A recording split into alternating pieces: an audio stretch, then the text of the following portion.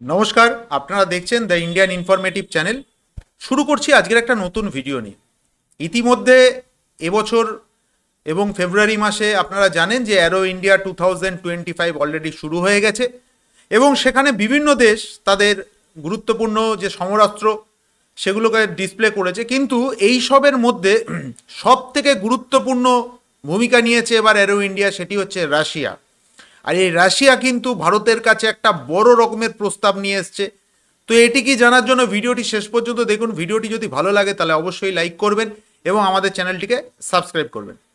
আমি আজ থেকে 3 মাস আগে একটি ভিডিও করে জানিয়েছিলাম যে ভারতকে রাশিয়া খুব সম্ভবত 5th জেনারেশন ফাইটার এয়ারক্রাফটের যে ইঞ্জিন, সেই ইঞ্জিনটি কিন্তু ভারতকে অফার করতে পারে।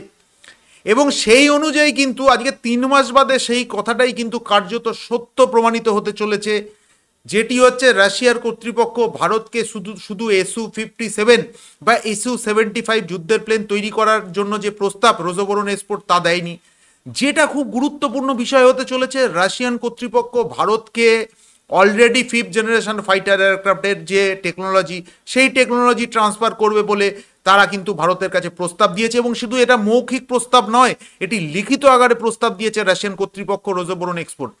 যে বিষয়টি হচ্ছে, আপনারা জানেন যে ভারতীয় বায়ুসেনা যে SU-57 কিনবে, এই নিয়ে কিন্তু একটা বড় রকমের রুমার্স চলছে। যদিও এটা এখনো পর্যন্ত কতটা ঠিক কতটা ভুল এখনো পর্যন্ত জানা যায়নি, তবে যেটা বোঝা যাচ্ছে যে ভারতীয় বায়ুসেনা কিন্তু এবার 5th জেনারেশন ফাইটার এয়ারক্রাফটের দিকে চলে যাবে।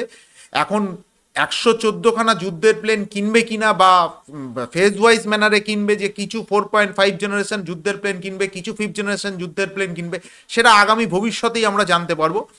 তবে যেটা গুরুত্বপূর্ণ বিষয়, সেটা রাশিয়ান তরফ থেকে জানানো হচ্ছে যে রাশিয়া ভারতকে অফার দিয়েছে, যে বিষয়টা নিয়ে জানিয়েছে যে ভারতীয় বায়ুসেনা কিন্তু প্রায় 280খানার কাছাকাছি SU-30 MKI ব্যবহার করছে। এখন মডার্ন যুদ্ধে সুখোই 30 MKIকে যদি আপগ্রেডেশন না করা হয়, তবে কিন্তু এখন যে ধরনের আধুনিক রেডার বেরিয়ে গেছে বা যেভাবে আকাশ প্রতিরক্ষা ব্যবস্থা উন্নত হয়ে গেছে, SU-30 MKI যে সময় তৈরি হয়েছিল সেই সময় নিরিখে আজকের কিন্তু SU-30 MKIকে যদি মডার্নাইজেশন না করা হয় সঠিকভাবে, তবে এটি কিন্তু আগামী দিনের যুদ্ধের ক্ষেত্রে এটি কার্যত অকেজো হয়ে পড়বে। তো রাশিয়ান কর্তৃপক্ষ ভারত যেহেতু সুপার সুকোই প্রজেক্টে এই SU-30কে আপগ্রেডেশন করতে চলেছে, এবং আপনারা প্রত্যেকে জানেন যে ভারতের DRDO এবং হেল তারা প্রত্যেকটা সেক্টরে বিশেষ করে অ্যাভিয়েশনের থেকে শুরু করে এবং প্রত্যেকটা জিনিস, যেখানে আপনার যে মিশন কম্পিউটার, এছাড়া অ্যাভিওনিক্স, নতুন নতুন রেডার, বিরূপাক্ষ রেডার, সেটা আপনারা প্রত্যেকেই দেখেছেন। এবার অ্যারো ইন্ডিয়াতে যেটা অলরেডি ডিসপ্লে হয়েছে, এইটাকে নিয়ে আমি আগামী দিনে ভিডিওতে আনবো, যেটা কিনা বিশ্বের সব থেকে আধুনিক AESA রেডার কিন্তু ভারতের SU-30 MKIতে বসতে চলেছে। কোনো 5th জেনারেশন ফাইটারও কিন্তু এত আধুনিক রেডার বসেনি, যেটা কিন্তু ইন্ডিয়ার SU-30 MKIতে বসতে চলেছে। যাই হোক, এটা তো অন্য বিষয়। এখন রাশিয়া যেটা চাইছে সেটা হচ্ছে, রাশিয়া প্রথম থেকেই ভারতকে বলছিল যে ভারতের যে সুপার সুখোয়ের যে আপগ্রেডেশন, সেখানে ইঞ্জিন আপগ্রেডেশন না করলে কিন্তু সুখোই 30-র আপগ্রেডেশন কিন্তু অনেকটাই পিছিয়ে থাকবে। তো এক্ষেত্রে তারা SU-35-এর যে AL-41 ইঞ্জিন, সেই 41 ইঞ্জিন ভারতকে অফার করেছিল, কিন্তু ভারতীয় বায়ুসেনা এই AL-41 ইঞ্জিনে খুব একটা আগ্রহ দেখায়নি। তার কারণ AL-41 ইঞ্জিনকে যদি পুরোপুরি এটিকে চেঞ্জ করতে হয়, তবে একটা বড় রকমের খরচা ভারতীয় বায়ুসেনার উপরে পড়বে, যেটা তারা করতে চাইছে না। এবার রাশিয়ান কর্তৃপক্ষ দীর্ঘদিন ধরে, আমি পূর্বেই বলেছি যে রাশিয়া যেহেতু দীর্ঘ 15 বছর ধরে তাদের SU-57-এর জন্য যে AL-51 ইঞ্জিন তৈরি করেছিল, সেই ইঞ্জিনটা দীর্ঘ 15 বছর তারা রিগোরাস টেস্টিংয়ের পর অবশেষে কিন্তু সেই 5th জেনারেশন ইঞ্জিন তারা তৈরি করে ফেলেছে। এইবার রাশিয়ান কর্তৃপক্ষ যেটা করেছে, শুধু যে তারা AL-51 ইঞ্জিনই তৈরি করেনি, AL-31 যেটা কিনা সুখোই 30তে বসানো, তাকে এই AL-51 থেকে তারা যে ধরনের টেকনোলজি গ্যাদার করেছে, সেগুলো তারা AL-31-এ নিয়ে এসছে।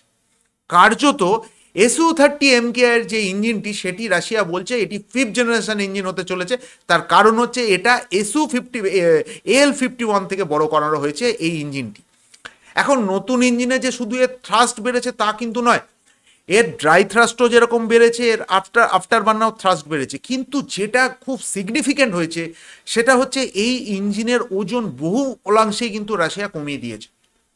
ফলে একটি যুদ্ধের প্লেনের কিন্তু ম্যানুভার করার ক্ষমতা আরও বেড়ে গেছে, যেহেতু ইঞ্জিনের ওয়েট কম। আর আপনারা জানলে অবাক হবেন যে কার্যত রাশিয়া এক্ষেত্রে আমেরিকা এবং ইউরোপীয় ইউনিয়নের যারা কিনা যুদ্ধের প্লেনের ইঞ্জিনের যাদেরকে বলা হয় প্রথম সারির, তাদেরকে কার্যত পিছনে ফেলে দিয়েছে। তার কারণ হচ্ছে এই যে AL-51-এর যে ইঞ্জিনটি, AL-31-এর যে 5th জেনারেশন ইঞ্জিনটি রাশিয়া তৈরি করেছে, তার সার্ভিস আওয়ার হচ্ছে 6000 ঘন্টা।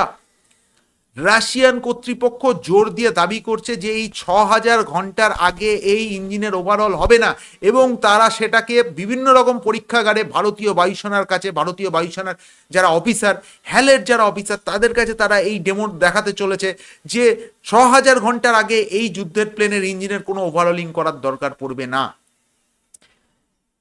এখানে তো গেল তাদের ইঞ্জিনের স্পেসিফিকেশন, কিন্তু রাশিয়া যেটা বলতে চাইছে, যেহেতু ভারতীয় বায়ুসেনা প্রায় 240খানা Su-30 MKI যে ইঞ্জিন, সেই ইঞ্জিনটা রাশিয়াকে কাছে অর্ডার দিয়েছে, রাশিয়ান কর্তৃপক্ষ ভারতের কাছে অফার করেছে তারা ওই 4th জেনারেশনের ইঞ্জিন না নিয়ে 5th জেনারেশন ইঞ্জিন তারা রাশিয়া ভারতকে সরবরাহ করতে রাজি রয়েছে।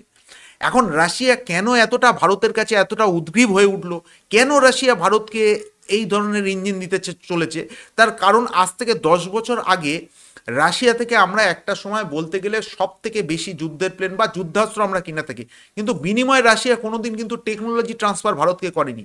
ভারতকে ম্যাক্সিমাম তারা কি করেছে, তারা ভারতে একটা ম্যানুফ্যাকচারিং ইউনিট খুলেছে এবং লাইসেন্স প্রোডাকশনের অনুমতি দিয়েছে।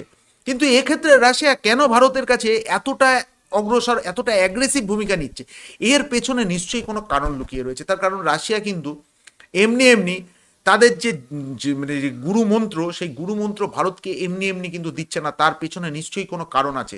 এখন দেখতে হবে রাশিয়ান কর্তৃপক্ষ চাইছে যাতে ভারতীয় বায়ুসেনা Su-57 এবং Su-75-এর সাথে সাথে যদি Su-30 নতুন ইঞ্জিন কেনে, তাহলে পুরো টোটালি একটা ইকোসিস্টেম তারা ভারতে গড়ে তুলবে, যেটা আমি অন্তত মনে করছি। এবং আগামী দিনে ভারতের থেকে রাশিয়া এই ব্যবসাগুলো চালু করতে চাইছে, যেহেতু ভারত এবং রাশিয়ার তৈরি যে ব্রহ্মোস, এই ব্রহ্মোস মডেলটা কিন্তু এখন রাশিয়া বুঝতে পারছে যে প্রচুর পরিমাণে অনেক দেশ আছে যারা ব্রহ্মোস কিনতে চলেছে বা কিনতে চাইছে, এবং এটা থেকে একটা বড় রকমের বিজনেস অপরচুনিটি চলে আসছে। তাই রাশিয়ান কর্তৃপক্ষ চাইছে যে তাদের এই বিজনেস অপরচুনিটি, যেহেতু তাদের উপর নানা রকম স্যাংশন রয়েছে, সেই স্যাংশন থেকে রক্ষা পাওয়ার জন্য তারা ভারতের মাধ্যমে এই ব্যবসা, একটা নতুন ব্যবসা খুলতে চাইছে কিনা, সেখানেও কিন্তু একটা প্রশ্নচিহ্ন থেকে যাচ্ছে, এবং এর ছাড়া অন্য কিছু আছে কিনা সেটা কিন্তু সময় বলবে। আর আপনাদের যদি এই বিষয়ে কোনো কমেন্টস করার থাকে অবশ্যই কমেন্টস করবেন। তো আজকের ভিডিওটা এখানেই শেষ করছি। ভিডিওটি কেমন লাগলো অবশ্যই আপনারা কমেন্টস করে জানাবেন। ভিডিওটি শেষ পর্যন্ত দেখার জন্য ধন্যবাদ। জয় হিন্দ।